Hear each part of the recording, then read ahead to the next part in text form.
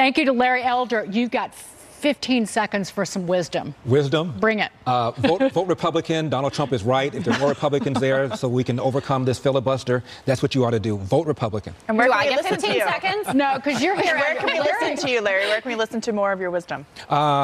My Twitter is @LarryElder. My website is LarryElder.com. I'm in 300 markets. Over 1 million people hear me every day. There you go. And to the lady who just called me West Virginia's worst, I'm not from West Virginia. I'm from Virginia. You're Before Virginia's you insult worst. somebody, get it straight. Thank you all, ladies, right Thank now. you. Molly Line in for Harris. I am from West Virginia. But a Fox News alert, we are awaiting some new details on memorial events celebrating the life of Senator John McCain. In just a few moments, a spokesman for the McCain family will lay out plans for the rest of the week. It's already been announced that the senator will lie in state at the Arizona State Capitol Wednesday and in the U.S. Capitol on Friday. After a private service, Senator McCain will be buried at the Naval Academy Cemetery in Annapolis, Maryland on Sunday. John McCain passed away Saturday night after a battle with brain cancer. He was 81. Another Fox News alert, President Trump calling it a big day for trade as the U.S. and Mexico reach a groundbreaking agreement. Let's go outnumbered over time. I'm Molly Line. It is my honor today to fill in for Harris Faulkner.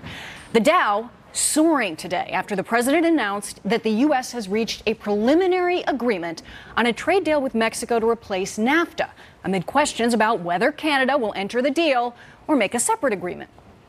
The president in the Oval Office today describing the impact of the agreement with our neighbors to the south. Listen. This is something that's very special for our manufacturers and for our farmers from both countries, for all of the people that work for jobs. It's also great trade, and it makes it a much more fair bill. And we are very, very excited about it. It's an extremely complex bill, and it's something that I think will be talked about for many years to come. Just beginning to get some of the details, Chief White House correspondent John Roberts is live with the latest. John.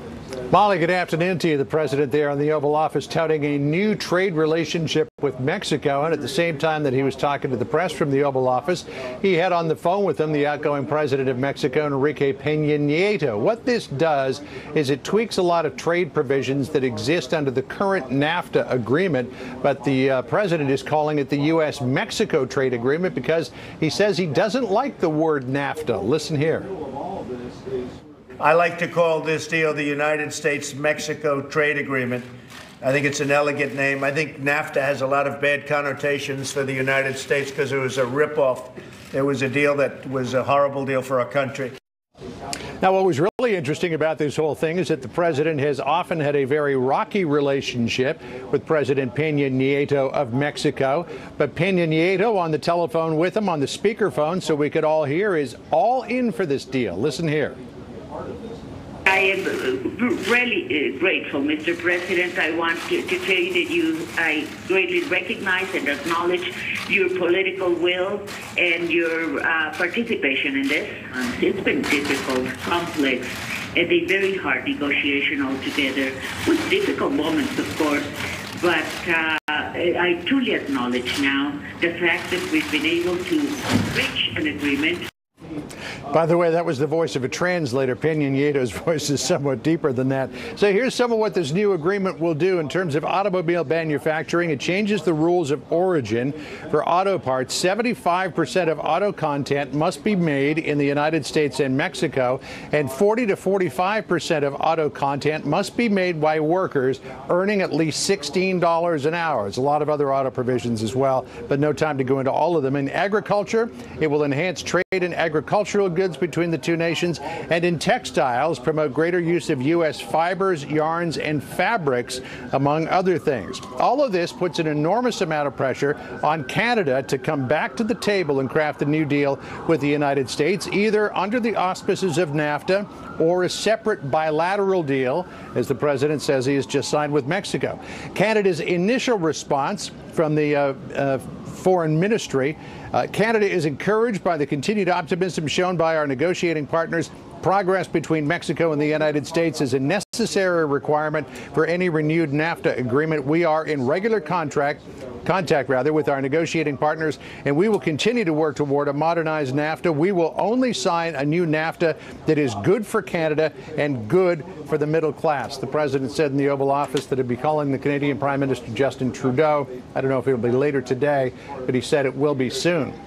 One thing, Molly, that's been talked about in terms of renegotiating NAFTA is a sunset clause so that this thing just didn't extend on forever and end up getting us in the position that the United States found itself in now.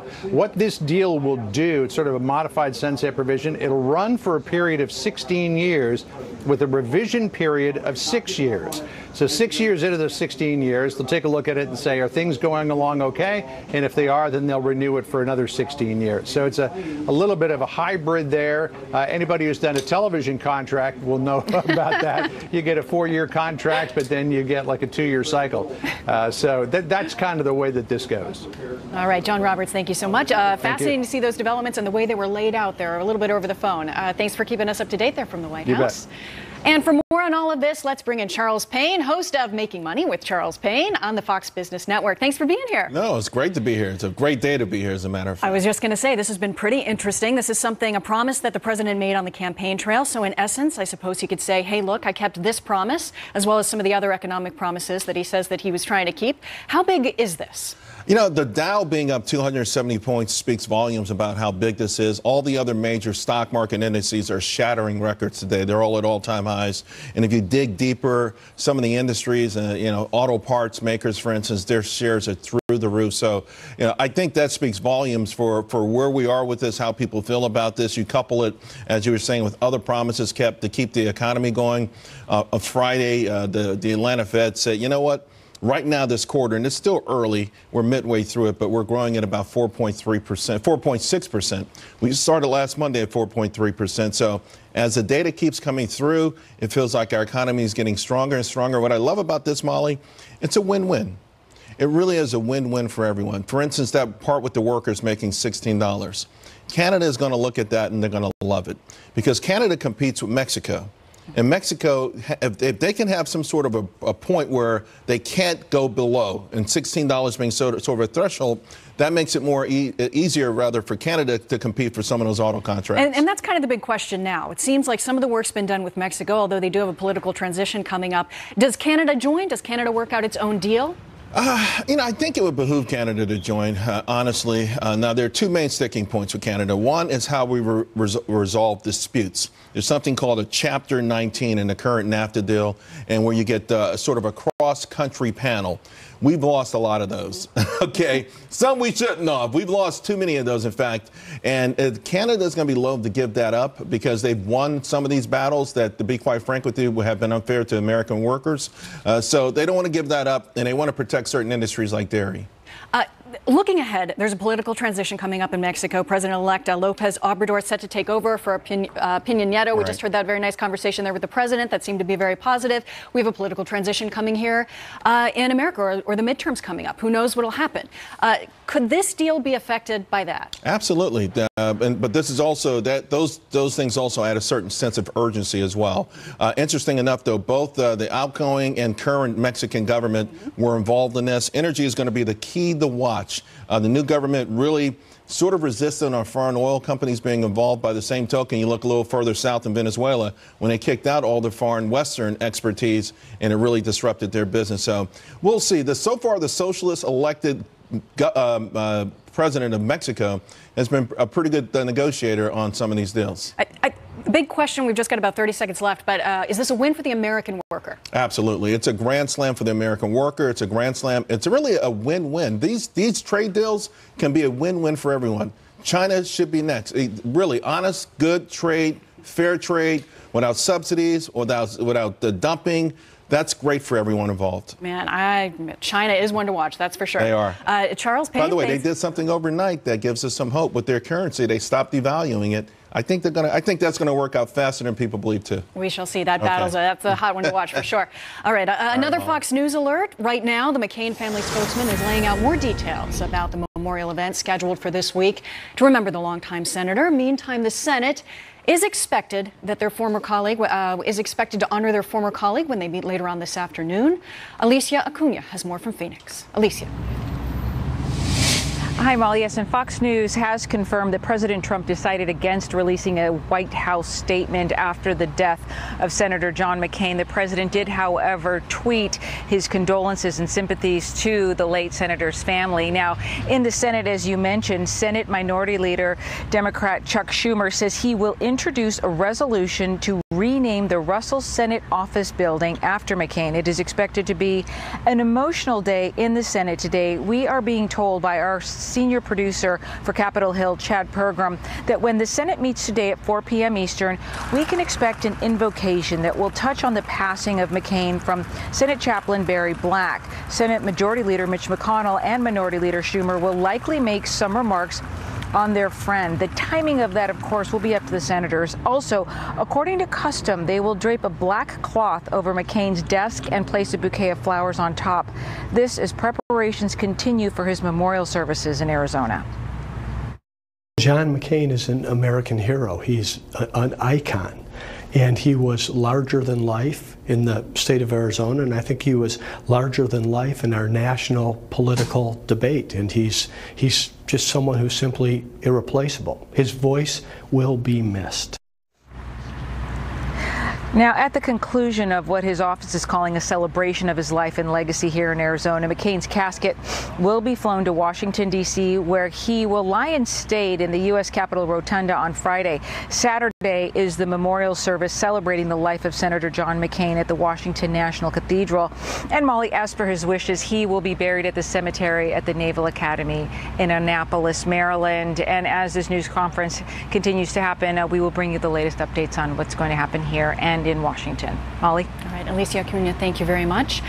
For more on this, let's bring in Fran Townsend, a friend of Senator McCain, board member of the McCain Institute, and a former Homeland Security advisor to President George W. Bush. Fran, thank you so much for being here today, for making yourself available. He led a full, remarkable life, but I know it can be very hard to lose a friend and a mentor, so our condolences to you. Thank you. If you could just share a personal story, you know, a moment of advice that you received from the senator in your life that had an impact. So the last time I sought professional advice, it was May of 2017, and as you'll recall, the president was thinking about who to replace James Comey as the director of the FBI. I got a phone call to come down to Washington and to talk about that job. I hasten to add the president made a terrific pick in Chris Wray, but I had to decide whether or not I was willing to go down to Washington. And given there had been friction between the president and Senator McCain, I called Senator McCain because I wanted his advice on what to do. And so he was at the ranch. I got Cindy. She had to get him in to take the phone call. This was before the diagnosis. And I said to him, Senator, what do I do? Do I go down? Would you feel like I was being disloyal to you? And he had a vintage John McCain response, and that was, no, of course you go down. Your country calls you. It's about service. It's not about me. And by the way, Fran, it's not about you. It's about the country. And I went down and I had the conversation. And so, but it was very much John McCain. He was first and foremost, it was about service. It was about doing the right thing for your country.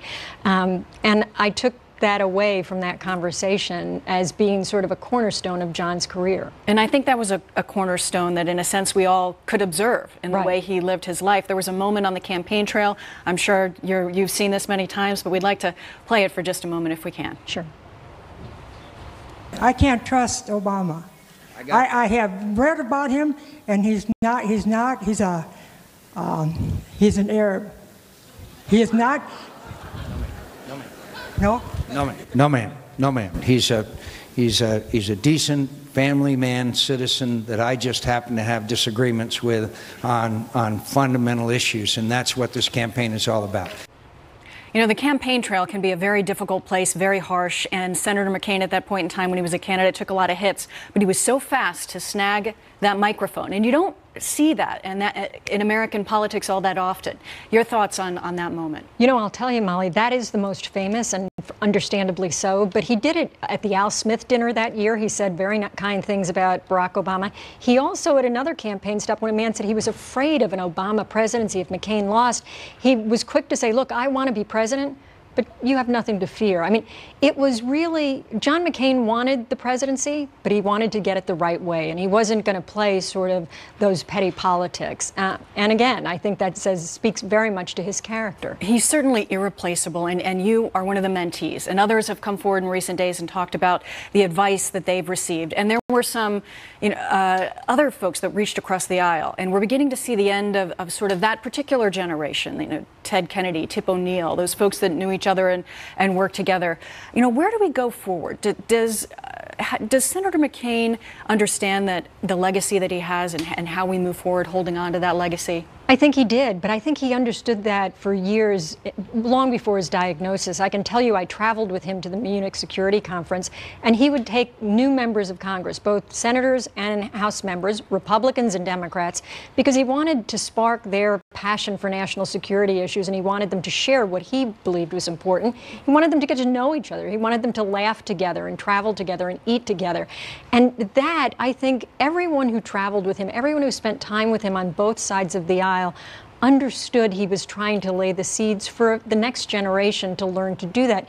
You kind of hope in the wake of John's passing that members of Congress will want to come together to do something really important together. I think what Senator Schumer's doing about the resolution to rename the building is terrific, but you would hope they'd also do something big on the policy side that people don't believe could be done, because that was John McCain, to tackle the impossible and at least make progress. Certainly irreplaceable. Fran Townsend, thank you for joining us today and for sharing some of your memories. Thank you. Thank you. And the Senate, of course, set to reconvene today at 4 p.m. Eastern for the first time since the passing of their friend and colleague, John McCain. Our very own Neil Cavuto will have special coverage of that event right here on Fox News Channel. You will not want to miss that. Members of the House Judiciary and Oversight Committees preparing to question controversial Department of Justice official Bruce Ohr tomorrow on his connection to the man behind that anti-Trump dossier and his wife's involvement with Fusion GPS leading up to the 2016 election. Whether Ohr will be able to explain himself next. I think it gives us a strong opportunity to ask him for answers, expect those answers, and if we don't get them, then in fact, bring them in from a standpoint of real contempt.